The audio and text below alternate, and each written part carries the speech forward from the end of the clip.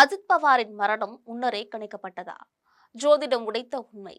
நடிகர் விஜய் குறித்தும் கணிப்பு. மகாராஷ்டிர துணை முதல்வர் அஜித் பவார் விமான விபத்துல இருந்தது அதிர்ச்சியை ஏற்படுத்தியிருக்கிறது. இந்த நிலையில பிரபல ஜோதிடர் பிரசாந்த் கினி அஜித் பவார் பாராமதியில் விமான விபத்தில் இறந்து போவார் என்று தான் முன்னரே கணித்திருந்ததாக தெரிவிச்சிருக்காரு. இவரு தமிழகத்துல நடிகர் விஜய்க்கு கிடைக்கக்கூடிய வெற்றி வாய்ப்புகள் குறித்தும் ஏற்கனவே கணித்து கூறியிருக்காரு. விஜய் பற்றி அவர் சொன்னது என்னவென்று இப்போது பார்க்கலாம்.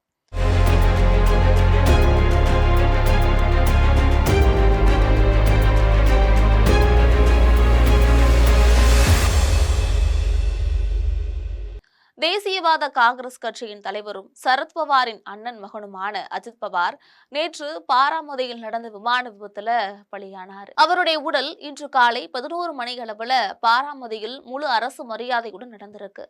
மும்பையிலிருந்து பாராமதிக்கு விஎஸ்ஆர் நிறுவனத்தின் லியர்ஜெட் 45 என்ற விமானத்தில் பயணித்த போது இந்த விபத்து நடந்திருக்கு. விமானத்துல பைலட்டுகள், உதவியாளர்கள் என அனைவருமே இறந்து போயிருக்காங்க. அஜித் பவாரின் மரணத்தை அடுத்து பாஜக கூட்டணியிலிருந்து விலகப் போவதாக அஜித் பவார் அறிவித்த சில தினங்களிலேயே இந்த விபத்து நடந்திருக்கு. இதனால சதித்திட்டம் காரணமாக நடந்திருக்கலாம் என்று திரிணாமுல் காங்கிரஸ் தலைவர் மம்தா பானர்ஜி வெளிப்படையாக நேற்று குற்றம் சாட்டியிருந்தாங்க. ஆனால் மம்தா பானர்ஜியின் குற்றச்சாட்டை அஜித் பவாரின் சித்தப்பா அதாவது சரத்பவார் மறுத்திருக்காரு. இது முற்றிலும் விபத்துதான், விபத்தில் எந்த அரசியலும் கிடையாது, அரசியல்வாதிகள் யாரும் அஜித் பவாரின் மரணத்தில் அரசியலை கொண்டு வர வேண்டாம் அப்படின்னு வேண்டுகோள் விடுத்திருக்காரு. மகாராஷ்டிர மாநில முதல்வரும் பாஜக தலைவருமான தேவேந்திர பட்னாவிஸ், மம்தா பானர்ஜி இவ்வளவு தரம் தாழ்ந்து போவார் என்று நான் நினைத்து கூட பார்க்கவில்லை. ஒரு தலைவரை இழந்து மகாராஷ்டிர மக்கள் தவித்துக் கொண்டுள்ளனர்.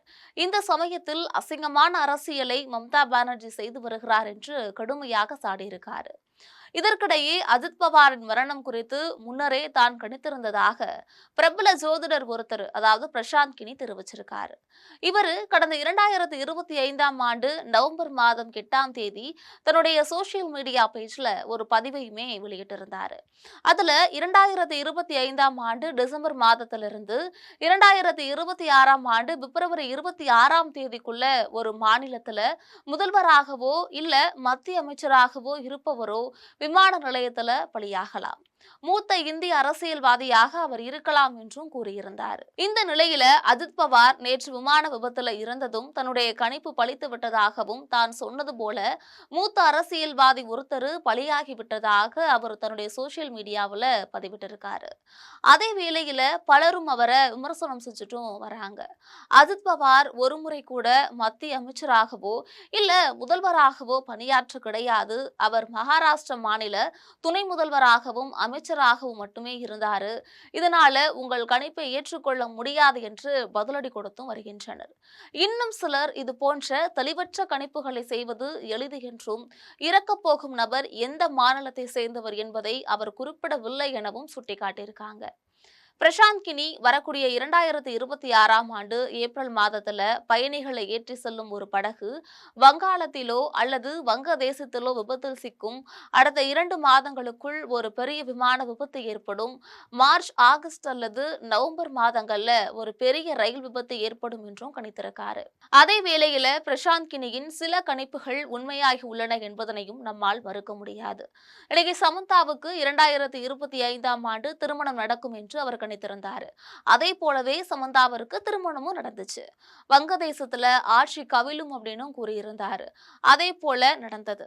நடிகர் விஜயின் அரசியல் எதிர்காலம் பற்றியும் 2026 சட்டமன்ற தேர்தலில் தமிழக வெற்றி கழகத்திற்கு வெற்றி கிடைக்குமா என்பது குறித்தும் அவர் கணித்து கூறியிருக்காரு.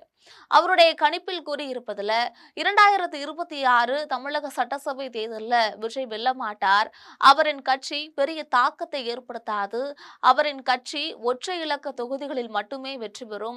2026 தேர்தலில் விஜய் தலைமையிலான தமிழக வெற்றி கழகம் மிகப்பெரிய மக்கள் செல்வாக்கை பெறும். இளைஞர்கள் மற்றும் இளம் பெண்களின் வாக்குகள் விஜய்க்கு பெரிய பலமாக இருக்கும். ஆனால் விஜயின் ஜாதகத்தில் 2031ஆம் ஆண்டுதான் சிம்மாசன யோகம் மிக வலுவாக உள்ளது. 2026 முதல் 2031 வரையிலான 5 ஆண்டுகள்ல விஜய் தமிழக மக்கள் மனதில் ஆழமாக இடம் பிடிப்பார். இந்த கால காலகட்டத்துல அவருக்கு கிடைக்கும் அரசியல் அனுபவம் 2031ஆம் ஆண்டு அவரை அரியணையில் அமர்த்தும்.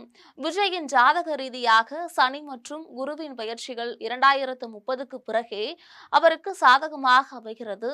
இதன் காரணமாகவே 2031ஆம் ஆண்டு தேர்தலில் விஜய் வெற்றி பெற்று தமிழகத்தின் முதலமைச்சராக பொறுப்பேற்பார். அது மட்டுமல்ல, விஜய்க்கு ஜனநாயகன் கடைசி படமாக இருக்காது. 2028 முதல் 2029ஆம் ஆண்டு காலகட்டத்தில் அவர் மீண்டும் படத்துல நடிப்பார். விஜய் நடிக்கும் கடைசி படம் 2029ஆம் ஆண்டு திரைக்கு வரும் என்று தெரிவித்திருக்காரு.